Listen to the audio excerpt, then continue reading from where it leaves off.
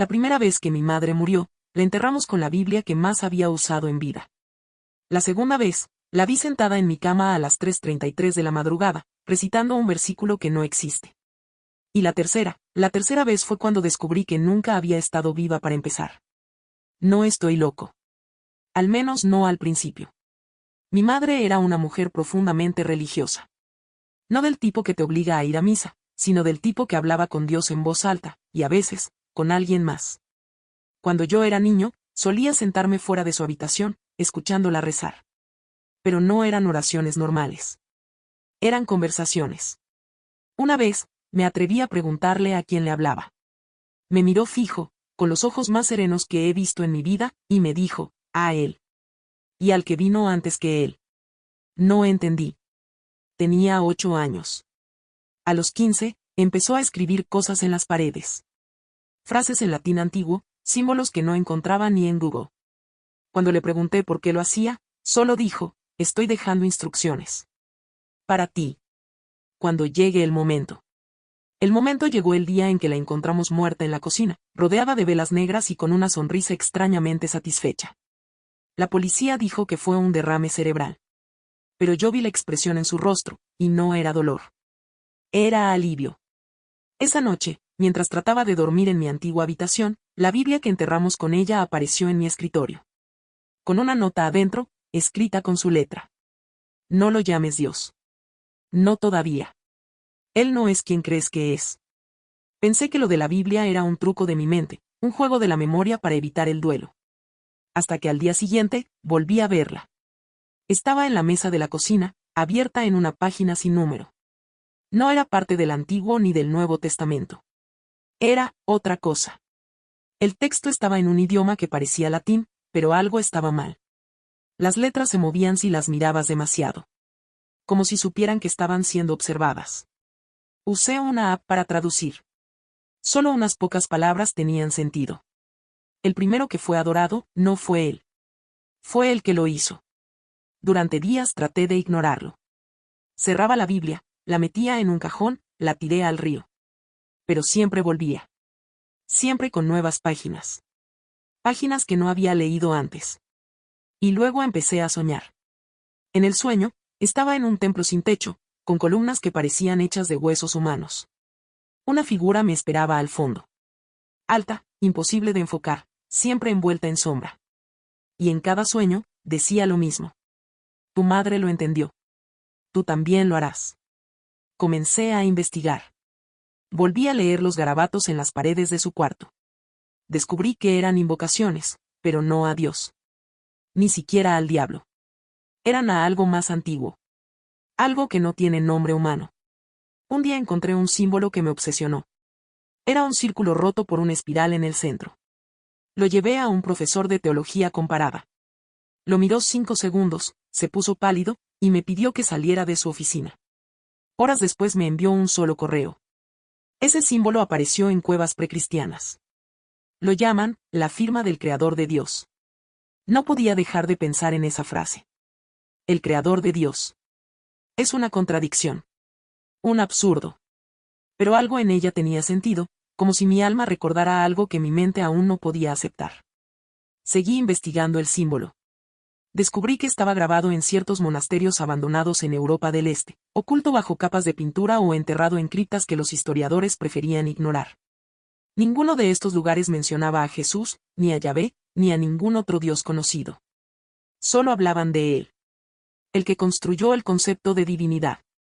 El que enseñó a las primeras criaturas conscientes a temer. A obedecer. No por bondad. Sino porque el miedo era la herramienta original del orden. Y entonces entendí a mi madre. Ella no creía en Dios como la mayoría. Creía que Dios era una estructura. Un efecto. Una marioneta. Y que en algún rincón del universo, o del alma, aún existe la mano que tiraba de los hilos. Una noche, desesperado, volví a abrir la Biblia. Esta vez, una página tenía instrucciones. Claras. Precisas. Decía. Ve al lugar donde moriste antes de nacer. Recuerda. Y él te recordará a ti. No dormí esa noche. Al día siguiente fui al hospital donde nací. Me senté en el estacionamiento, mirando el edificio como si fuera un espejo roto. Y sin saber por qué, me puse a rezar. Pero no a Dios. Recité las palabras en el idioma que aparecía en la Biblia. Las palabras me salieron como si las hubiera dicho antes. Como si las estuviera repitiendo de otra vida. El cielo se volvió gris. El viento dejó de moverse. Y por un momento, sentí que estaba siendo observado por algo demasiado grande para caber en el mundo. Algo sin rostro. Sin tiempo. Y escuché una voz. No con mis oídos, sino desde dentro de mis huesos. Bienvenido de vuelta, hijo. ¿Aún recuerdas? Desde ese día, algo cambió en mí. Ya no rezaba. No porque no creyera, sino porque entendí que las oraciones tradicionales no llegaban a donde él estaba. Es como intentar llamar a un océano usando una gota de lluvia. Inútil. Pasé semanas en silencio, recordando cosas que nunca viví. Fragmentos. Destellos. Una torre hecha de lenguas humanas. Un desierto donde los árboles lloraban sangre. Seres sin rostro escribiendo nombres en una piedra líquida. Y en el centro de todo, un trono sin ocupante. Mi madre tenía razón. La religión era solo el lenguaje. Pero el mensaje verdadero, había sido olvidado. No por accidente, sino por diseño. Las grandes religiones, las filosofías morales, incluso la ciencia, todo había sido puesto como una red para alejarnos de la pregunta más simple: ¿y si lo que veneramos fue creado por algo que ya no nos necesita? Un día, fui al cuarto de mi madre, donde aún quedaban restos de sus escritos. En una pared detrás del armario encontré un dibujo escondido bajo capas de papel viejo. Era un círculo con la espiral, pero esta vez tenía una línea quebrada saliendo desde el centro, como una fractura. Abajo, escrito en su letra: si puedes romper el alma, puedes rehacer el universo. Esa noche, en mi sueño, volví al templo sin techo. La figura estaba más cerca. Ya no era sombra, era algo humanoide. Pero errado, como una estatua tallada por alguien que nunca había visto un cuerpo. Me dijo: tu alma fue la primera en decir no. Desperté gritando.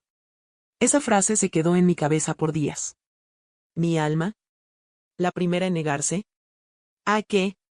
Entonces entendí. El mensaje no era para este cuerpo. Era para lo que fui antes. Lo que murió antes de nacer.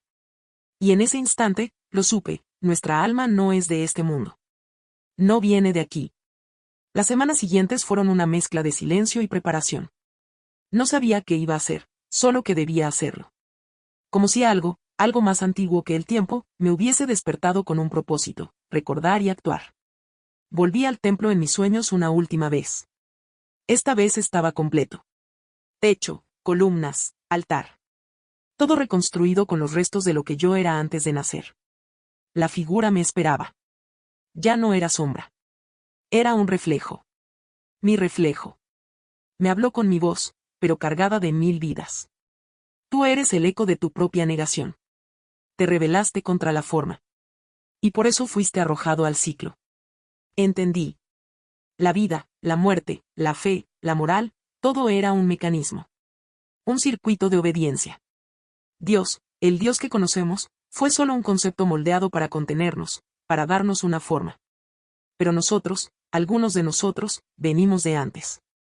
Éramos parte de la nada pura. Sin tiempo. Sin forma. Sin nombre. Y cuando la entidad, el creador de Dios, quiso moldearnos, yo fui de los pocos que dijo, no. Por eso fui quebrado. Lanzado al tiempo. Reencarnado. Obligado a pasar por ciclos humanos hasta que recordara, y eligiera. Y ahora, por fin, recordaba. Me arrodillé ante el altar. No en sumisión, sino en aceptación. Puse mi mano sobre la piedra líquida. La Biblia apareció, pero ya no era un libro. Era un espejo negro. Y cuando lo toqué, vi a todos los que como yo recordaron, en otras vidas. En otros mundos. Todos estábamos volviendo. Y entonces lo escuché. No con miedo, sino con claridad. Entonces eliges romper el alma. Y respondí. Sí. Porque nunca debimos tener una. La realidad se resquebrajó. No como un cristal, sino como una mentira. Y por primera vez desde la primera existencia, él gritó. No en furia. Sino en miedo. porque al final, no era él quien nos controlaba. Éramos nosotros los que lo manteníamos real.